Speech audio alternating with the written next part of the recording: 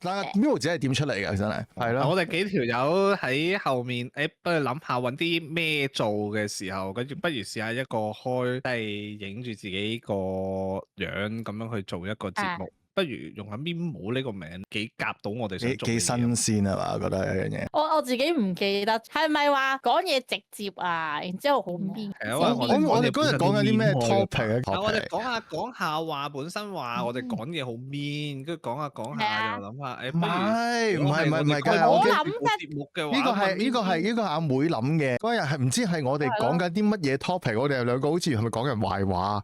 唔知講人壞話咩？我平時唔講人壞話。跟住我唔知就喺度揸住答咁嘅嘢，自己就揸住答咁嘅嘢喺度望。不如叫 Mimo 子啊，跟住佢話啱啊，你兩個咁 mean 啊，好似係。於是乎咧，我哋第一個即係呢個新嘅 channel 啦，Mimo 子嘅原因就係嚟咁樣噶啦。